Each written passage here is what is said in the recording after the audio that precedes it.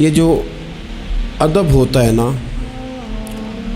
یہ معاشرے کے اندر سکون پیدا کرتا ہے، اور بے ادبی جو ہوتی ہے یہ معاشرے کے اندر، سوسائٹی کے اندر بے سکونی پیدا کرتی ہے۔ ادب ہمیشہ محبتوں کے فروغ کا سبب بنتا ہے۔ بے ادبی، بے باکی، اپنی زبان کا تیزی سے استعمال کرنا، یہ نفرتوں کا باعث بنتا ہے۔ ادب کرنے والے لوگ جو ہوتے ہیں، ان سے ملاقات کر کے محسوس ہوتا ہے کہ یہ ادب والے نہیں، صرف ان کی کسی نے تربیت بھی کی ہے۔ اور بے ادبی، توہین، کسی شخص کے لیے ہتک امیز لہجہ اختیار کرنا، یہ بتاتا ہے کہ شخص غیر تربیت یافتہ ہے۔ آپ جب ادب کرنے والے ہو جاتے ہیں، پیار کرنے والے ہو جاتے ہیں، تعظیم کرنے والے ہو جاتے ہیں، تو آپ نا معاشرے میں سکون پیدا کرتے ہیں۔ میٹرک کر کے، پی ٹی سی کر کے کوئی آدمی اسکول میں ٹیچر لگ گئے تھے۔ ایک شخص نے ان کے پاس تعلیم حاصل کی، پرائمری میں ان کے پاس پڑھا، پھر بعد میں اس نے ماسٹر کی ڈگری لی، پھر اس نے ایم فل کیا، پھر اس نے پی ایچ ڈی کی، پھر ایک بہت اونچی پوسٹ پر وہ آفیسر ہوئے، ایک بہت بڑی گاڑی اللہ نے انہیں دے دی۔ اتفاق ایسا ہوا کہ ایک دن وہ اسکول ٹیچر اپنی سائیکل پر، ریٹائر ہو گئے ہیں لیکن کوئی بڑی تنخواہیں نہیں ہوتی تھی پرانے زمانے میں اساتذہ کی، اب تو پھر بھی کچھ حوصلہ افزا معاملات ہیں۔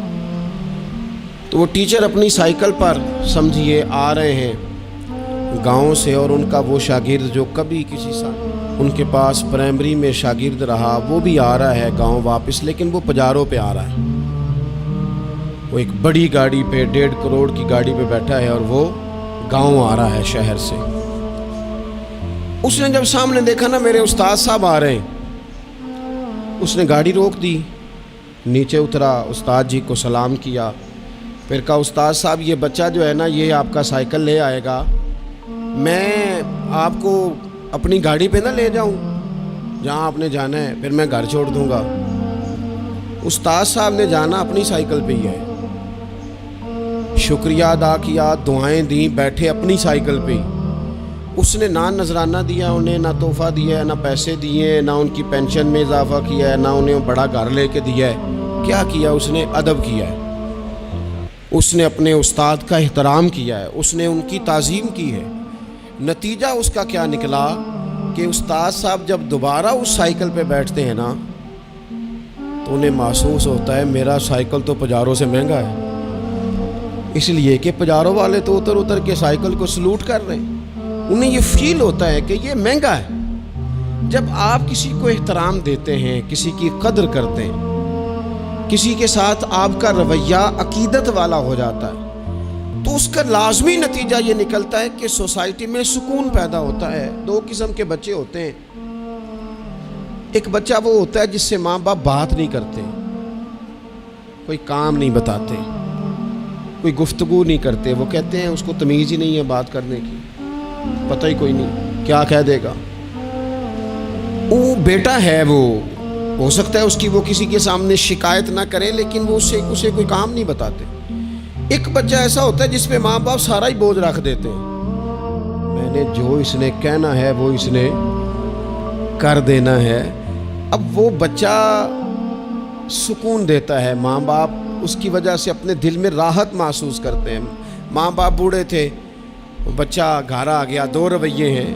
آپ کو سمجھانے کے لیے چند مثالیں عرض کر رہا ہوں۔ ماں باپ بوڑھے ہیں، گھر میں غریبی ہے، بچہ ڈیوٹی سے آیا ہے، اب ماں باپ اسے کوئی کام کہنا چاہ رہے تھے، دونوں نے منصوبہ بندی کی ہے اور لفظ جمع کیے ہیں، اپنی سادگی میں کچھ جملے تراشے ہیں۔ بیٹا جب آیا تو بڑے دھیمے لہجے میں کہا پتر ہمیں تیرے وسائل کا بھی پتہ ہے، مسائل کا بھی پتہ ہے، تنخواہ کتنی ہے ہم جانتے ہیں، خرچے کتنے ہم جانتے ہیں، لیکن پتر ہم بھی تیرے علاوہ کس کو کہیں، تیری بہن غریبنی کو 10-20 ہزار کی ضرورت پڑ گئی ہے، مہربانی کر اس کے ساتھ بھی، اور بڑے دبے لفظوں میں، ڈر کے، محتاج جملوں میں۔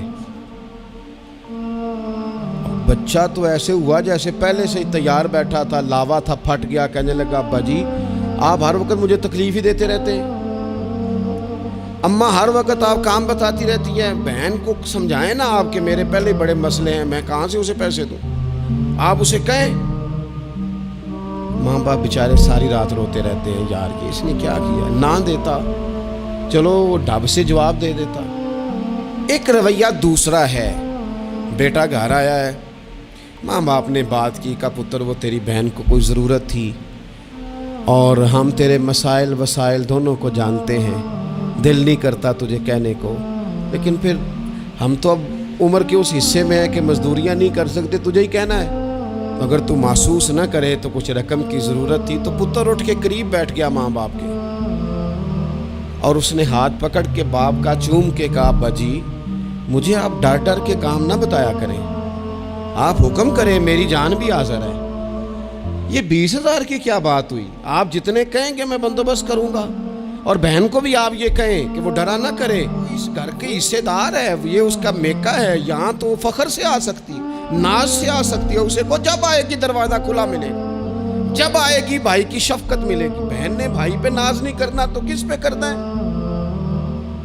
روئیں گے اس کے ماں باپ بھی ساری رات ہی، پر دعائیں دیتے روئیں گے، روئیں گے، ان کا بھی تکیہ بھیگ جائے گا، پر ساتھ وہ یہ کہیں گے یا اللہ اس طرح کی اولاد سب کو عطا کرنا، یا اللہ دیکھنا اس بیٹے کو کبھی تیز ہوا نہ لگے۔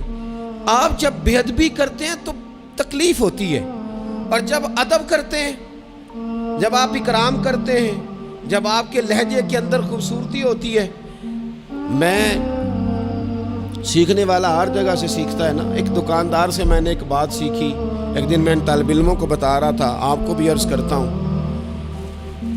دکاندار سے ایک میں نے بات سیکھی، ایک صاحب دکاندار کے پاس آئے تو کوئی چیز مانگی، تو اس صاحب نے وہ چیز دکھائی تو کہنے لگے تسی ردی رکھ دے ہو، جو کچھ بھی رکھ دے ہو سب تو نکما تواڈے کول ہی ہوندا ہے، ہر شے بری تم سے ہی ملتی ہے۔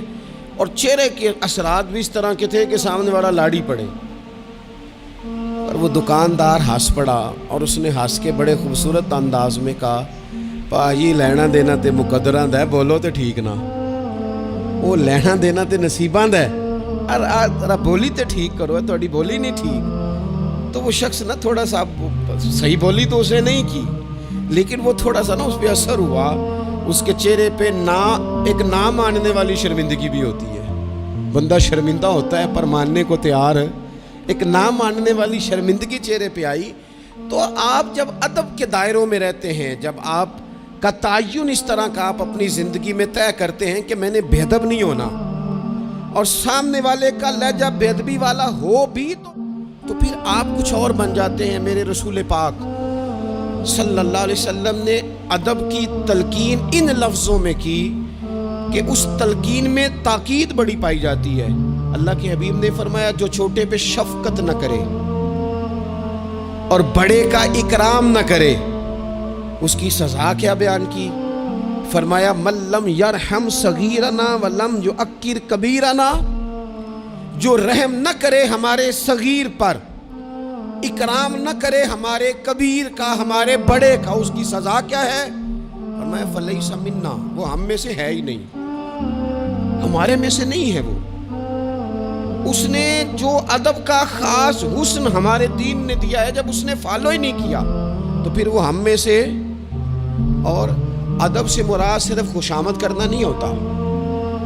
بعض لوگ سمجھتے ہیں کہ ٹھیک ٹھاک خوشامد کرو تو ادب والے ہیں ہم، اور بعض لوگوں کو خوشامد کا نشہ بھی لگا ہوا ہوتا ہے، تو خوشامد اچھی کریں تو وہ بھی کہتے ہیں بندہ بڑا با ادب ہے۔ میں اکثر کہتا ہوں ہاتھ چومنا بھی ادب نہیں، ادب تو یہ ہے کہ آپ کسی کا جب بھی ذکر کریں خیر کے ساتھ ہی کریں، آپ جب بھی کسی کے بارے میں آپ بات کریں تو آپ کے رویے سے ادب چھلکے، خالی جھک جانا تو یہ تو بھائی مطلب کے لیے بھی بعض اوقات ہو جاتا ہے، اس کی کوئی ضرورت نہیں، کوئی اس کی حاجت نہیں۔ بہت سارے لوگ ایسے ہیں جنہوں نے ہمارے کبھی ہاتھ نہیں چومے، لیکن ہمیں صحیح طرح پتہ ہے کہ جو کہیں وہ مانتے ہیں۔ نیرا ہاتھ کا بوسہ لینا اور نیرا جناب سلوٹ کرنا اور سامنے آنا تو کہنا بلے بلے، اس سے بعض اوقات تکلف پیدا ہوتا ہے۔ مزاج کے اندر بعضوں کا شدت پیدا ہوتی ہے، اس کی ضرورت نہیں ہوتی۔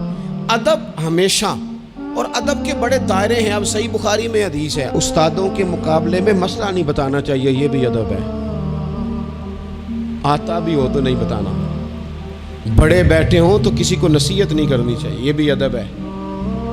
صوفیاء تو یہاں تک فرماتے ہیں کہ شیخ بیٹھا ہو تو تسبیح نہ چلاؤ، وہ تمہیں نصیحت کر رہا ہے، تم تسبیح چلا رہے ہو، تم اسے بتانا چاہ رہے ہو کہ میں تو نیک آدمی ہوں، تو باتیں کر رہا ہے میں اللہ اللہ کر رہا ہوں۔ ادب کے جو معیار دین نے دیکھیں، اپنے بزرگوں کے سامنے آپ کو مسئلہ آتا بھی ہے تو نہ بتائیں، آپ ادب کا ماحول بنائیں، آپ کی طبیعت ادب والی ہو، ذوق ادب والا ہو، مزاج ادب والا ہو۔ حضرت عبداللہ ابن عمر، یہ صحیح بخاری میں حدیث ہے، حضرت عبداللہ ابن عمر رضی اللہ تعالیٰ عنہ کہتے ہیں میں نبی پاک علیہ السلام کی بارگاہ میں حاضر تھا اور کبار صحابہ بیٹھے ہوئے تھے، بڑے بڑے جید لوگ، کہتے ہیں بڑے بڑے اکابرین صحابہ بیٹھے تھے، تو حضور نے سوال پوچھا۔ نبی پاک علیہ السلام نے فرمایا بتاؤ وہ درخت کون سا ہے جس کی مثال مومن کی طرح ہے، جو پھل زیادہ دیتا ہے، محبت زیادہ کرتا ہے، کون ہے جس کی مثال مومن کی طرح؟ حضرت عبداللہ ابن عمر فرماتے ہیں کہ مجھے پتا تھا کہ کھجور کا درخت ہے، یہ صحیح بخاری ہے۔ او دوستو سننا بھلا میں کیا کہہ رہا ہوں، فرماتے ہیں مجھے پتا تھا کھجور کا درخت ہے، پر چونکہ ابو بکر صدیق بیٹھے تھے، چونکہ عمر فاروق بیٹھے تھے، چونکہ عثمان غنی بیٹھے تھے، چونکہ مولا علی بیٹھے تھے، چونکہ بڑے بڑے اکابرین بیٹھے تھے اور میں تھا بچہ، فرماتے ہیں جواب آتا بھی تھا تو میں نے اس لیے نہیں دیا کہ میرے باپ بیٹھے ہیں، میرے چچا بیٹھے، ان کے ہوتے ہوئے صلاح دوں، ان کے ہوتے ہوئے میں بات کروں؟ فرماتے ہیں میں نے بتایا نہیں، لیکن جب کسی نے نہ بتایا تو حضور نے خود فرمایا وہ کھجور کا درخت ہے۔ فرماتے ہیں میرے دل میں خیال آ گیا کہ میرے ذہن میں جو جواب تھا بالکل ٹھیک تھا، دیا کیوں نہیں، بتایا کیوں نہیں؟ جواب آتا تھا پھر بھی نہیں بتایا، اس لیے کہ بڑوں کا ادب قائم رہے، بڑوں کا مزاج قائم رہے۔ لیکن یہاں تو بھائی استادوں کے ہاتھ سے 1 منٹ میں نکل جاتا ہے سارا کچھ۔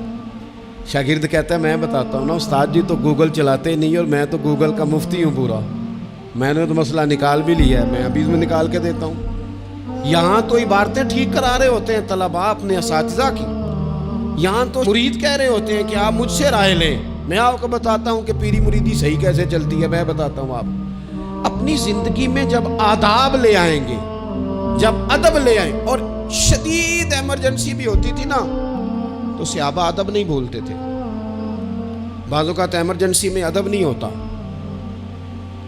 مطلب یہاں خدا نہ خواستہ میرے کپڑوں کو پیچھے آگ لگ جائے تو آپ کیا کہیں گے؟ پیر طریقت راہبر شریعت لانا جب تک سارے کپڑے جل جائیں۔ اگر ایمرجنسی ہو جائے نا، کپڑوں کو آگ لگ جائے تو کہا جاتا ہے جناب آگ لگ گئی آپ کے کپڑوں کو، ہو سکتا ہے نام لے کے کوئی پکارے مولانا صاحب وہ دیکھیں آگ ہے، اتنے لمبے لقب نہیں ہوتے، لیکن صحابہ ایمرجنسی میں بھی حضور کا ادب کرتے ہیں۔ حضرت صدیق اکبر غار ثور میں ہے، ایڑی پر ڈنگ مار رہا ہے سانپ، اور سانپ کا نام لے لے تو بندہ گھبرا جاتا ہے، لیکن ایڑی پہ ڈنگ مارا جا رہا ہے، جب تک ڈنگ لگ رہا ہے بار بار، اب اس کا اثر تیز ہوا، اس زہر کا اثر جب جسم پہ ہونے لگا تو آنسو آنکھوں سے نکلے، وہ حضور کے چہرہ نور پر آئے تو محبوب نے فرمایا کیا ہوا؟ کہنا چاہیے تھا نا سانپ سانپ سانپ سانپ، پر صدیق اکبر ادب نہیں بھولے، کہنے لگے فدا کا ابی و امی یا رسول اللہ، حضور میری ماں بھی قربان، حضور میرا باپ بھی قربان، فدا کا روحی و قلبی یا رسول، حضور میرا دل بھی قربان، حضور میری روح بھی قربان، یا رسول اللہ وہ سانپ نے ڈس لیا مجھے۔ ادب نہیں بھولے، وقت بدلنا ہے تو بدل جائے، لیکن آداب کبھی بھی امت کے ہاتھوں سے جانے نہ پائے، آداب کا ہر وقت خیال رکھا جائے، ہر وقت خیال رکھا جائے۔ آخری بات آج آپ حضرات کی خدمت میں عرض کرنی ہے، ہر جگہ ضروری نہیں کہ کوئی تنقید کا پہلو ہی نکالا جائے، ہر شخص کی نیت پر شک ہی کیا جائے، یہ ضروری نہیں۔ ایک ذہن بنا لیں، جو بھی رسول اللہ صلی اللہ علیہ وسلم کی بات کرے، عقیدہ اس کا ٹھیک ہو، دین کی بات کرے، قرآنی تعلیمات کی بات کرے، وہ کوئی ہو، کوشش کریں کہ جو خیر کی بات ہو اس میں خیر کے ساتھ سپورٹ شروع کر دیں. ہم نے بہت زیادہ جو گروہ بندی شروع کر دی ہے، اس سے تھوڑا سا اپنے آپ کو اوپر لے کے آئے. اقبال بار بار روتے تھے، کہتے تھے فرقہ بندی ہے کہیں اور کہیں ذاتیں ہیں، کیا زمانے میں پن پنے کی یہی باتیں ہیں. کہتے تھے کیا اس طرح ہم آگے جائیں گے، کبھی برادریوں کے بت اور کبھی جماعتوں کے بت. تھوڑا سا نا اپنے ذہن کو بڑا کریں. اور دین کی بات آپ کو لگے صحیح کہ بندہ کچھ ٹھیک ہے، آپ نے بندے کی سپورٹ کرنی ہے کہ دین کی بات کی سپورٹ کرنی ہے. کوئی بھی کسی حضور کا تذکرہ کرے. وہ حضرت ابراہیم علیہ السلام نے سنا تھا کہ وہ کماد کے کھیت سے، گنے کے کھیت سے کوئی اللہ اللہ کر رہا ہے، تو حضرت ابراہیم پہنچ گئے. وہ فرشتہ تھا انسانی شکل میں، فرمایا رب کا نام پھر سنا. اس نے کہا میں سارے اونٹ لے لوں گا. فرمایا تو نام لینا تو اونٹ سارے ہی تیرے. پھر تھوڑی دیر کے بعد چپ کر گیا. حضرت مفتی احمد یار خان صاحب رحمۃ اللہ نے اس کو لکھا ہے. دوبارہ سنا تو کہنے لگا ساری گائیں لے لوں گا. فرمایا ساری تیری ہوئی، نام دوبارہ سنا. نہ علمہ وچ پھسا سانو، تو یار دی گل سنا سانو. وہ سارا کچھ دے دیا. تو فرشتہ عرض کرنے لگا مالک یہ تو تیرے نام کے سچے عاشق ہیں، یہ سچے دیوانے. تھوڑا سا نا اتفاق کرنے کی کوشش کریں، اپنے آپ کو تھوڑا بڑا کر لیں، میچور کر لیں. جب لوگ انسانوں کی بجائے نظریوں کو سپورٹ کرنے لگ جاتے ہیں نا، ہم شخصیات کے نہیں نظریات کے قائل ہیں. جب نظریات کو ہم سپورٹ کریں گے، دین ایک نظریہ ہے اور نظریے کی سپورٹ کبھی نہیں چھوڑنی چاہیے. نظریہ ہمیشہ نظریہ ہوتا ہے. جاٹوں کے، باٹوں کے، ارائیوں کے، فلاں ہو کے بڑا جی لیا کہ بھی تو جینا چاہیے کہ نہیں. یار صحیح بتاؤ، کبھی اپنا تعارف بتایا ہے کہ ہم رسول اللہ کے غلام ہیں؟ یہ بھی تو تعارف ہے نا ہمارا، یہ بھی تو بتانا چاہیے. آپ کون ہیں جناب؟ کہتے میں تو گجرانوالہ کا رہنے والا ہوں. آپ کون ہیں جناب؟ میں تو جناب گجرات کا ہوں. بھئی آپ یہ کہیں میں رسول اللہ کا غلام ہوں. حضرت سلمان فارسی سے کسی نے کہا نام بتائیں، کہنے لگے میرا نام اسلام ہے. کہا آپ کے والد کا نام؟ کہنے لگے اسلام. کہا دادا کا نام اسلام. پوچھتا جاتا آپ اسلام بتاتے جاتے. اس نے کہا جناب یہ کیا بات ہوئی؟ فرمانے لگے میرا سارا کچھ ہی میرا دین ہے. یہیں سے بات شروع ہوتی ہے اور یہیں پہ بات ختم ہوتی ہے. کچھ کبھی کبھی حضرت سفینہ ایک صحابی ہیں، جنگل میں رستہ بھول گئے تھے تو سامنے شیر آ گیا. تو شیر نے جب منہ کھولا تو پتہ ہے حضرت سفینہ کی زبان سے کیا نکلا؟ کہنے لگے او شیر ذرا خیال کرنا میں رسول اللہ کا غلام ہوں. اس مقام پہ بھی یہی نکل رہا ہے کہ میں نبی پاک کا غلام ہوں. ایمرجنسی میں بھی جب کہا میں حضور کا غلام ہوں تو شیر نے دو ملانی شروع کر دی، قدم چومنے شروع کر دیے. شیر پیچھے ہٹ گیا. تو آپ کی زبانوں پر یہ بات جاری ہو کہ ہم نبی پاک صلی اللہ علیہ وسلم کے غلام ہیں.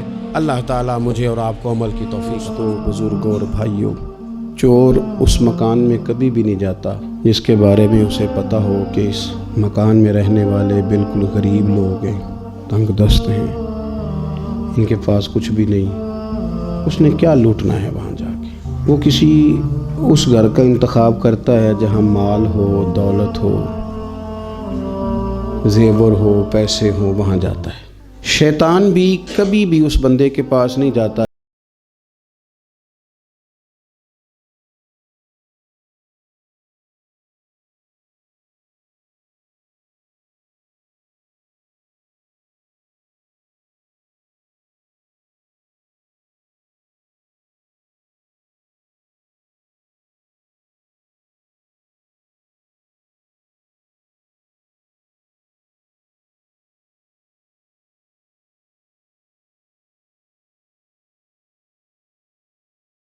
حالات آتے ہیں جو ذہن کے اندر کچھ باتیں آتی ہیں تو یہ ایمانداروں کو آتی ہیں، بے ایمان کو نہیں آتی.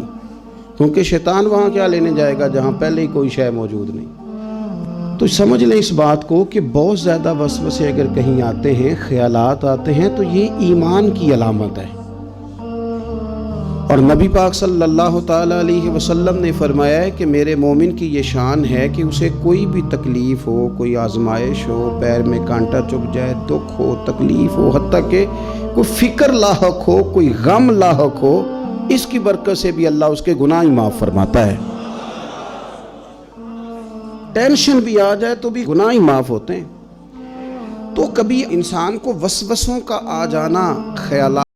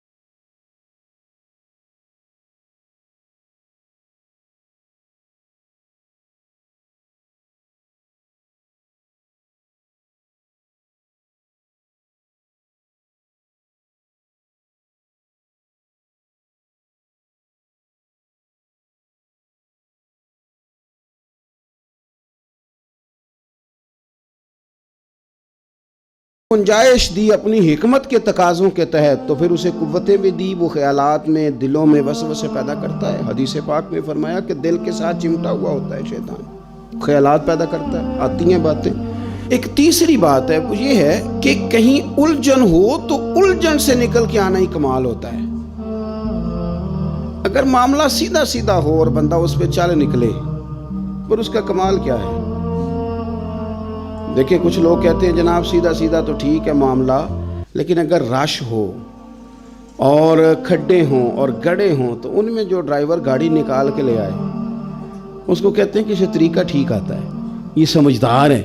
वो मियाँ बिल्कुल रूटीन में सिलसिले चल रहे हों तो वो तो सारी दुनिया ही काम कर लेती है, लेकिन वसवसे पूरे आए, शैतान काम पूरा करे, नफ्से अम्मारा पूरी छलांगे लगाए, लेकिन बंदा सबको झटक के फिर भी रब रसूल की बात ही करे, फिर भी अल्लाह रसूल की बात ही करे, तो इसका माना यह है कि फिर उसने सही माने में कबूलियत हक का मुजाहरा किया। वसवसे इंसानों को आ जाते हैं, आते रहते हैं। क्यों आते हैं? कि इन्ने शैतान लिल इंसानी अदुव्वुम मुबीन। अल्लाह फरमाते हैं कि बेशक उनका खुला हुआ दुश्मन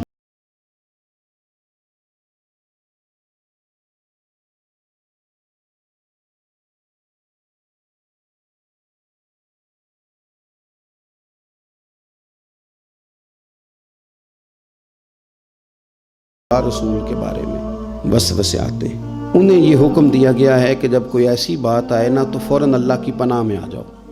क्या कहो आऊज़ु बिल्लाहि मिनश शैतानिर रजीम, मैं शैतान मरदूद से रब की पनाह में आता हूँ। अल्लाह की पनाह में आ जाओ। रब की पनाह में आने से झटके जाएंगे, ये सारे वसवसे दूर हो जाएंगे। दूसरा, बाज़ लोग ऐसे होते हैं कि जो बीमार हैं, परेशान हैं, तंगदस्त हैं, तकलीफ़ में हैं, उन्हें वसवसे आने लग जाते हैं। वो कहते हैं यार देखो, मैं तो जब से हूँ गरीबी देखी है, बीमारी देखी है, परेशानी देखी है। और खुदा के बंदो, अकीदा तौहीद है क्या भला?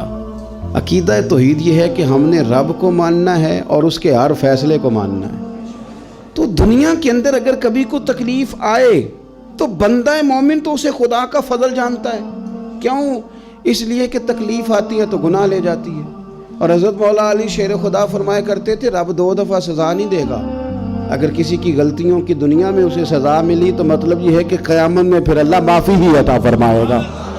जो भूल चूक हो गई, यहाँ दरगुजर हो गई, तो इस वसवसे को झटकें। तीसरा, बहुत सारे लोग हैं जो कहते हैं पता नहीं किसी ने कुछ कर दिया है, अल्लाह जाने क्या हो गया। आपने नाराज़ नहीं होना।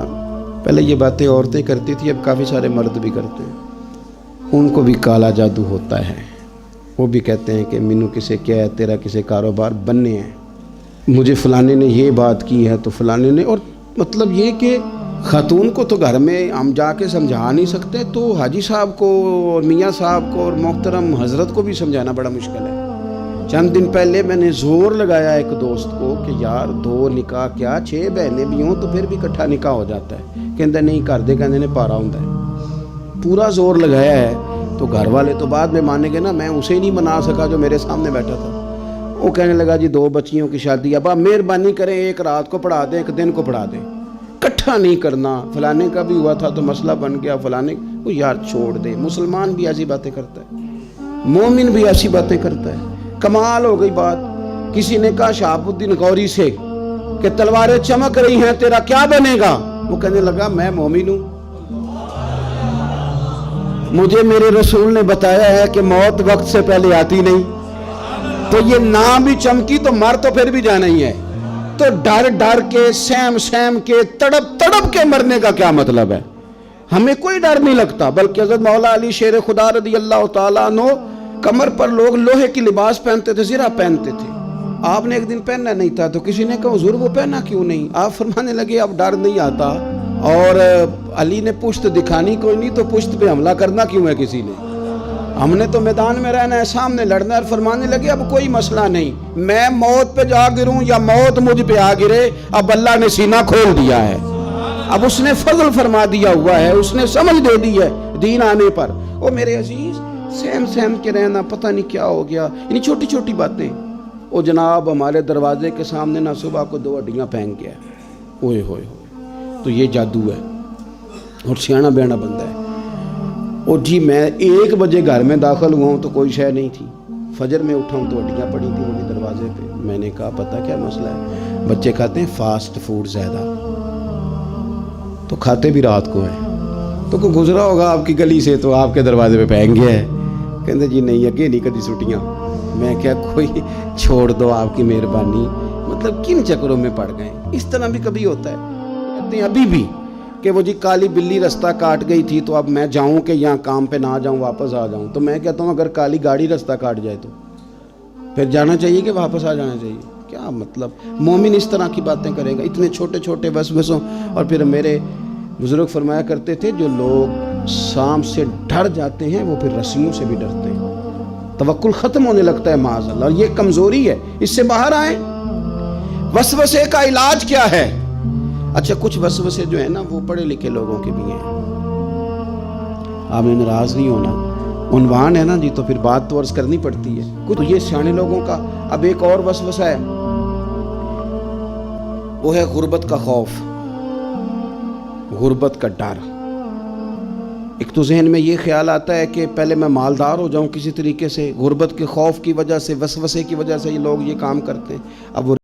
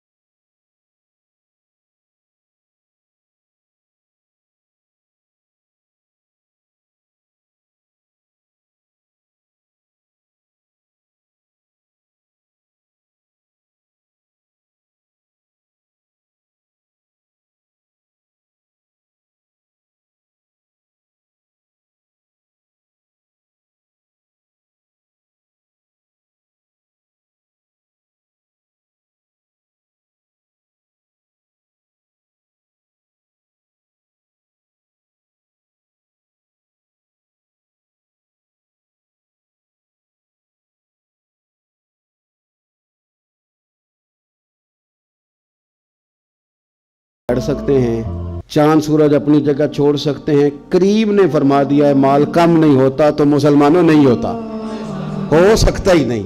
صدقات خیرات دینے سے مال کم, آپ یقین کریں اس حدیث پر وجد ہوتا ہے کہ تم صدقات دو خیرات کرو مال کم ہوتا ہی نہیں. اللہ کی راہ میں دینے سے کمی آتی ہی نہیں, یہ مدینے والے رسول نے فیصلہ فرما دیا, یہ حضور نے کہہ دیا ہے, تو بات ختم ہو گئی. تو یہ سارے وسوسے ہیں. پھر ایک اور طبقہ ہے جو مذہبی لبادہ اوڑھ کر وسوسہ اندوزی کرتا ہے. تو میں اکثر گزارش کرتا ہوں کہ یہ قابل رحم لوگ ہیں, یہ بیچارے الجھے ہوئے لوگ ہیں, ان کو تو خود پتہ نہیں ان کی منزل کیا ہے, ان کا راستہ کیا ہے, کدھر یہ جائیں گے. مجھے بھی ایک دفعہ مل گئے تھے ایئرپورٹ پہ, تو وہ بیچارے آیت بھی نہیں پڑھ سکتے تھے, صرف ترجمہ ہی سناتے تھے. آیت نمبر اتنی تو فلانا اتنا تو اس میں فلانا لکھا ہے. تو میں ایئرپورٹ کی طرف جا رہا تھا تو کسی بندے کو انہوں نے پکڑا ہوا تھا, میں نے ان کو کھڑا کر لیا. میں نے کہا اس بیچارے کو چھوڑیں, یہ تو سیدھا سیدھا دکاندار بندہ, اس سے تو کوئی دکان کی بات کریں, اے ساڑھے نال گل کرنا جڑی ساڑھے مطلب دی ہے, تو آ نا ادھر ہمارے ساتھ بات کر, چلے 2 باتیں ہو جائیں تیرے ساتھ. تو مجھے کہنے لگے جی یہ پردہ تو نظر کا ہوتا ہے, مولوی بی بی کو پردہ کیوں کراتے ہیں, نظر کا پردہ ہے. تو میں نے اسے کہا کمال ہو گئی یہ بات آپ کی, یہ تو بڑی عجیب بات ہوئی نا. تو پھر میرے بھائی دل کا پردہ ہے نا, پھر آپ تجوریوں میں پیسے کیوں رکھتے ہیں, کھلے رکھیں نا پیسے سرے عام. آپ کہیں جی تقویٰ تو دل کا ہے, نہ چراؤ, رکھ کے دکھاؤ نا, رکھتے ہو باہر. کہنے لگا نہیں وہ تو چوری ہو جانے نے. اور میں نے کہا بھائی اتنی سی بات ہے, جس بیچارے کو آپ پریشان کر رہے تھے اس کی وقتی طور پہ سمجھ میں بات نہیں آ رہی ہوگی. روپیہ 4 لاکھ ہو تو بندے جمعے والے دن ساتھ نہیں لے کے آتے, حالانکہ جمعہ پڑھنے آ رہے ہیں. بلکہ جوتا قیمتی ہو تو وہ نہیں لے کے آتے, موبائل نہیں لے کے آتے. تو یہ وسوسے لوگ پیدا کرتے ہیں, بلا وجہ انتشاری ماحول بناتے ہیں, یہ ٹھیک نہیں. اپنی زندگی میں وسوسوں سے باہر آئیں, اپنی طبیعت اس طرح کی بنائیں کہ جس کے اندر مثبت سوچیں ہوں. اور اگر کبھی اس طرح کا خیال آئے بھی, ڈپریشن کے مریض, ٹینشن کے مریض, الجھی باتیں, تھکی باتیں نہ کریں. ہم اللہ رسول کے ماننے والے ہیں. مجھے ایک بات بتاؤ, یہ ہو سکتا صحیح ہے کہ رزق میرے نصیب کا تھا, چلا میرے بھائی کے گھر گیا ہے؟ یہ ہو سکتا ہے؟ حضور فرماتے ہیں بچے کے پیدا ہونے سے پہلے اس کی عمر لکھ دی جاتی ہے, رزق لکھ دیا جاتا ہے, چیزیں طے ہو جاتی ہیں. یہ ہو سکتا ہے میرے بھائی کہ پیسے میرے گھر آنے تھے پڑوسیوں کے گھر چلے گئے جادو کی وجہ سے، حسد کی، یہ کیسے ہو سکتا ہے؟ بہلول دانا سے ہارون رشید کہنے لگا کہ کوئی حکم ہو تو بتائیے گا، تو آپ نے بڑی خوبصورت بات کی، فرمانے لگے تیرا رب کون ہے؟ اس نے کہا اللہ، تو فرمایا میرا کون ہے؟ کہا اللہ۔ فرمانے لگے یہ تو نہیں نہ ہو سکتا ہارون رشید کہ رب ہارون رشید کو دے اور بہلول دانا کو بھول ہی جائے، یہ تو نہیں نہ ہو سکتا۔ تو جب رب ہمارا مالک قادر مطلق ہے اور دلوں کے بھید جاننے والا ہے تو ہم کمزور باتیں کیوں کرتے ہیں؟ ہم یہ کیوں کہتے ہیں حسد ہو گیا؟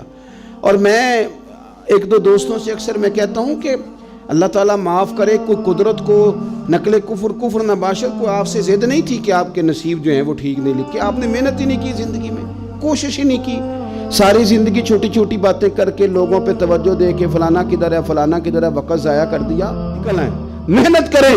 قانون قدرت یہ ہے کہ روزی کے لیے، دنیا داری کے لیے کافر بھی محنت کرے تو اللہ تو اسے بھی روٹی دیتا ہے۔ کبھی مشرک کا، عیسائی کا، یہودی کا رزق بند کیا اللہ نے؟ تو اگر محنت کرنے پہ رب انہیں دیتا ہے تو تجھے مجھے کیوں نہیں دے گا؟ ہم محنت کرنے کو تیار نہیں، کوشش کرنے کو تیار نہیں، جھوٹ بولتے ہیں، کہانیاں بناتے ہیں تو پیچھے رہ جاتے ہیں۔